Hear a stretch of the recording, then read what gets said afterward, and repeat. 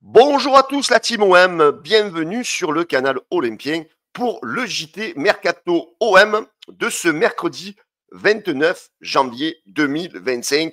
Il y a eu encore pas mal de choses hier qui sont arrivées pendant ce mercato. Donc comme vous en avez l'habitude, je vais vous résumer ce qui s'est dit hier, les petites infos, les news infos de ce matin.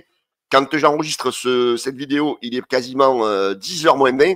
Donc voilà, elle va sortir avec des nouvelles fraîches. C'est sûr que tout au long de la journée, les amis, il y aura d'autres infos. Hein. Je vous invite à suivre le compte Mercato M. Je vous invite à suivre la page Facebook du canal Olympien. Vous savez que toute la journée, nous mettons les infos dès que ça sort. C'est du fil 24 heures sur 24. Voilà, les amis. Avant de commencer ce JT Mercato de ce mercredi, je voulais vous remercier par le nombre de vues que vous m'avez fait hier. C'était fantastique, les amis. Vous avez été beaucoup, les amis, à mettre le petit pouce bleu. Je vous en remercie. Eh bien, n'hésitez pas, les gars. Dès que vous voyez la vidéo, faites monter le nombre de pouces bleus.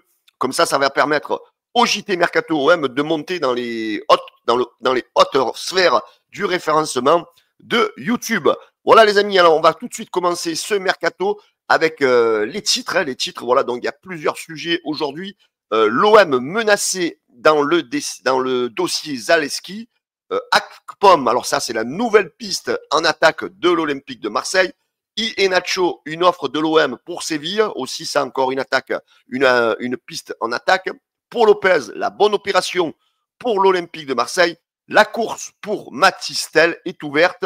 Fagioli veut l'OM, le joueur l'a annoncé, il veut rejoindre l'Olympique de Marseille. Laporte ne ferme pas la porte à l'Olympique de Marseille. Et ensuite, on pourra suivre plusieurs infos. Mercato d'affilée en fin de JT. Voilà les amis, on va tout de suite débuter avec le dossier Zaleski. Donc comme vous le savez, c'est un joueur, le latéral polonais de la Roma étant pour parler avec le club marseillais depuis plusieurs semaines, on peut dire maintenant. On sait, hier on a appris qu'un accord était a priori très proche avec l'Olympique de Marseille. Voilà, hein, donc comme nous l'annonce Santi Aouna de Foot Mercato, l'OM et l'agent de Nicolas Zaleski doivent se rencontrer aujourd'hui pour faire le point sur le dossier. L'OM et la Roma se rapprochent d'un accord, mais attention, ces dernières heures, les amis, l'Inter de Milan vient menacer l'OM dans ce dossier.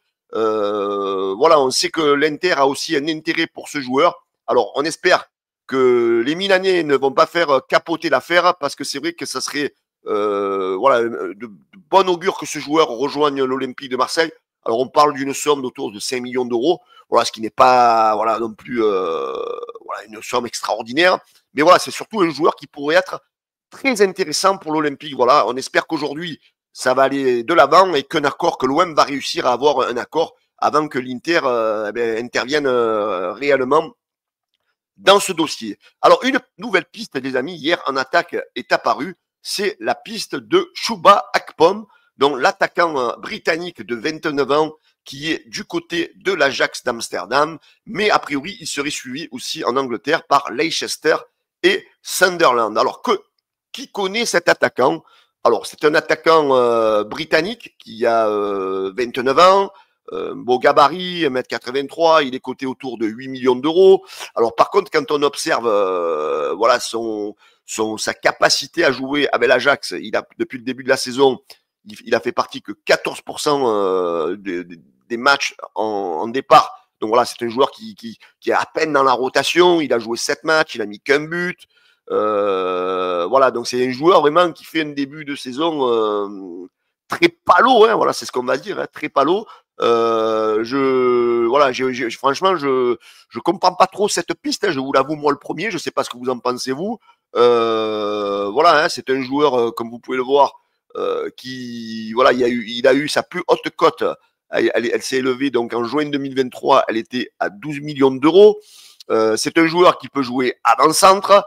Il a des positions secondaires, il peut jouer voire au milieu offensif, voire en tant que deuxième attaquant. Voilà, donc l'historique un petit peu des clubs dans lesquels il a joué Voilà, donc il vient de Middlesbrough, il a joué à Salonique, il a joué, voilà, c'est Arsenal. Voilà, c'est un joueur qui a beaucoup bourlingué, on va dire. C'est un joueur qui a fait pas mal de clubs.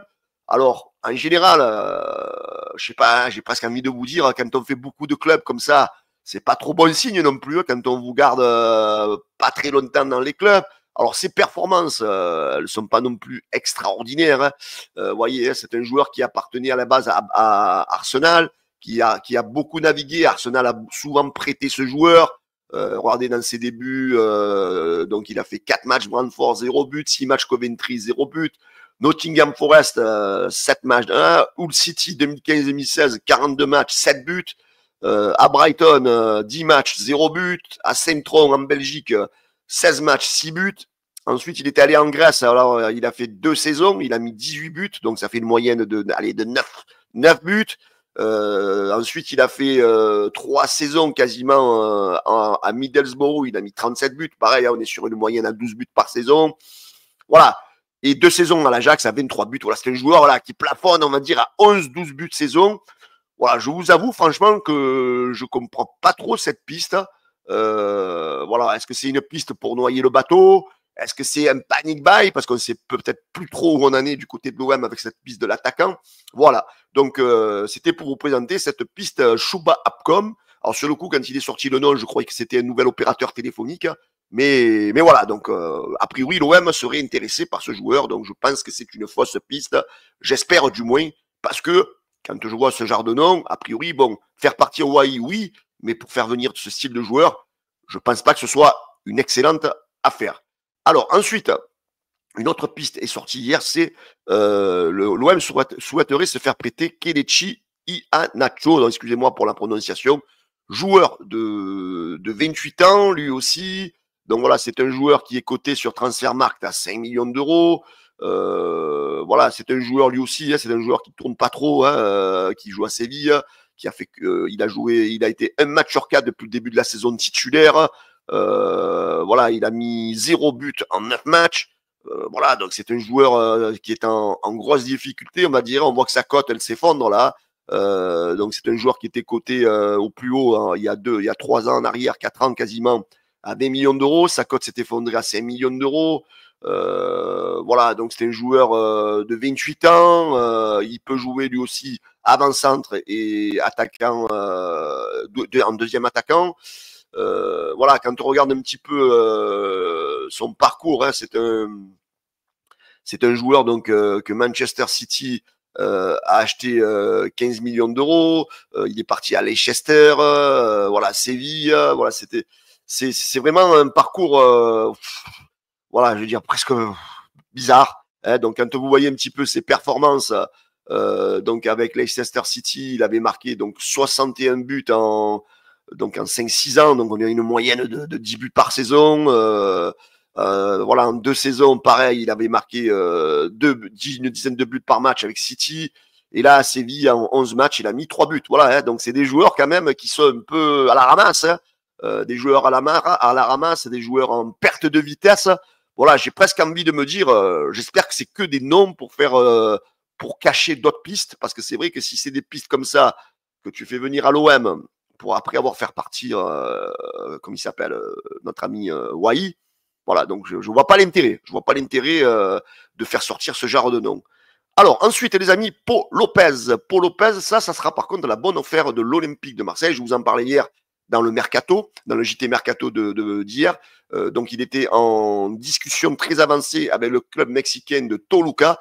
A priori, les négociations sont en train de se finaliser. Voilà, il devrait jouer ce soir, je crois, son dernier match. Alors, je ne sais même pas s'il est titulaire avec Riron, et le gardien marseillais devrait, selon Matteo Moreto, devrait signer 3 ans plus une année en option avec le club mexicain, ce qui devrait rapporter à l'OM une coquette somme de 5 millions d'euros. Voilà, vous allez me dire, c'est pas une somme extraordinaire, mais ça permettra à l'OM, voilà, d'économiser un gros salaire et surtout d'avoir une petite somme pour faciliter peut-être certains achats pour ce mercato. Autre joueur, les amis, c'est Matistel. Voilà, hier, on a appris que le joueur déciderait finalement de quitter le Bayern, Mais selon RMC, l'opération est très très compliquée. Le joueur ne devrait pas rejoindre l'Olympique de Marseille. Voilà, on sait que Chelsea est dessus, on sait que Chelsea veut vraiment faire venir ce joueur-là, donc ça sera compliqué. Alors même si la porte n'est pas totalement fermée, ça sera vraiment compliqué pour l'OM dans les dernières minutes du mercato d'attirer ce joueur. On va dire que Chelsea est en pole position pour Mathys Tel. Alors par contre, lui, c'est un joueur qui veut venir à l'Olympique de Marseille. C'est Nicolo Fagioli. On en parle depuis plusieurs semaines. Le milieu de terrain se voit bien à l'OM. Pour lui, ça serait un défi très intéressant pour relancer sa carrière.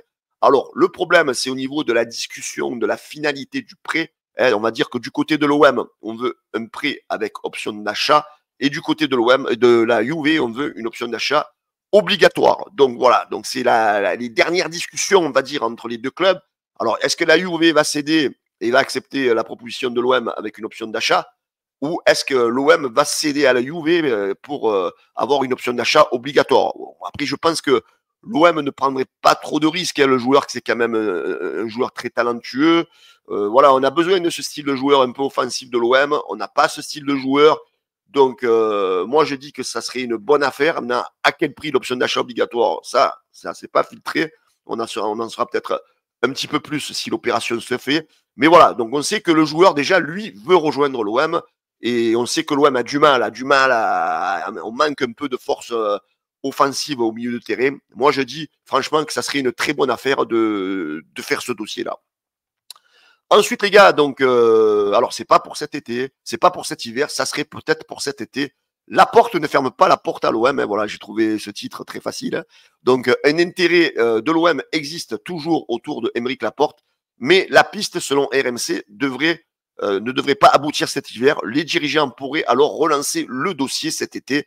Voilà, c'est vrai que peut-être que pour Laporte, un OM qualifié en Ligue des Champions, ça serait une vitrine plus intéressante pour lui. Plutôt de venir dans le timing estival que dans le timing hivernal où la qualif n'est pas encore assurée. Voilà, donc sachant que Laporte pourrait venir à l'OM à partir de cet été. Est-ce que pour vous, les amis, ce dossier peut être intéressant? Est-ce que c'est un dossier que l'OM doit poursuivre pendant l'été prochain pour éventuellement apporter un gars comme Laporte en défense? Allez, a priori, les gars, le dossier Gouiri n'est pas totalement fermé selon RMC. L'OM continue à pousser en coulisses pour essayer d'attirer le Rennais en terre marseillaise. Donc voilà, affaire à suivre. Ça pourrait se décanter dans les 3-4 jours qui restent de mercato. Allez, on poursuit. Hier, a priori, les dirigeants de l'OM, les amis, ont pris contact avec le Napoli pour un prêt avec option d'achat pour Giovanni Simeone. C'est vrai que le nom est séduisant. Le joueur, pourquoi pas? Une option d'achat qui deviendrait obligatoire sous certaines conditions. Je pense que la condition serait sans doute une qualification en Ligue des Champions. Voilà, donc après, c'est une piste qui est sortie hier. Alors, est-ce que c'est une piste qui va être démentie, qui a été démentie? Moi, j'y crois pas trop, je vous avoue que j'y crois pas trop, mais ça pourrait être séduisant. Voilà, j'attends votre avis, Simeone est du côté de l'OM, j'attends votre avis en commentaire. Les amis, c'est aussi Jean-Louis Gasset qui veut impérativement Bamo Meïté voudrait un prêt du joueur, mais l'OM réclame une indemnité à moins d'être en prêt payant et ne veut pas prendre de charge. Surtout l'OM ne veut plus le salaire à sa charge. Donc les positions sur le dossier sont encore éloignées, mais la situation pourrait changer d'ici la fin du mercato. Voilà, donc ça serait peut-être bien pour Babo Meïté d'avoir un petit peu de temps de jeu. C'est vrai que on aurait pu peut-être l'essayer cette saison du côté de l'OM avec les difficultés qu'on a eues en défense. Je trouve dommage que ce jeune n'ait pas eu sa chance, mais bon, après c'est que mon avis. Le coach de Zerbi le voit tous les jours, donc voilà. Après moi je suis pas là pour juger l'avis du coach. Il le voit tous les jours, c'est son avis, donc c'est lui qui a le ressenti sur le joueur. Donc en sachant que voilà, Bamo Meïté donc pourrait être prêté du côté de Montpellier d'ici la fin du mercato. Alors un joueur, les amis, qui était aussi pressenti du côté de l'Olympique de Marseille, qui malheureusement ne sera pas marseillais parce qu'il va s'engager. Il aurait accepté d'aller à Rennes. Donc les négociations entre les deux clubs sont en cours avec Vérone. A priori, Chelsea aurait été dans la course, mais non, mais Chelsea est sorti de la course.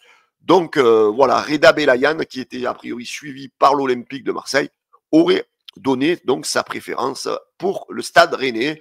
Eh bien, on va lui souhaiter bonne chance. Et après, si son ambition, c'est de partir plutôt à Rennes que de venir à Marseille, donc ben, on lui souhaite bonne chance. On va dire que peut-être il se sentait peut-être pas le talent de venir jouer dans un club avec de la pression comme l'Olympique de Marseille. Après, je vais dire, c'est tout à son honneur. Hein. Vaut mieux un joueur qui ne se sente pas de venir à l'OM et qui aille ailleurs que de venir à l'OM et de flopper. Voilà les amis, c'était ce JT Mercato de ce mercredi. Voilà, j'espère que vous allez être beaucoup à le suivre comme hier. Les amis, n'oubliez pas le petit pouce bleu pour faire monter en référence sur la plateforme YouTube. Et pour tous ceux qui me découvrent, les amis, ben, abonnez-vous en masse au canal Olympien. Vous savez, comme nous faisons des lives, des émissions, des talks, des débriefs d'après-match. Voilà les amis, je vous invite à vous abonner. Je vous souhaite à tous une excellente journée et je vous donne rendez-vous demain en espérant avec des très bonnes nouvelles au niveau du mercato. Ciao les amis, la bise, à bientôt. Ciao, ciao.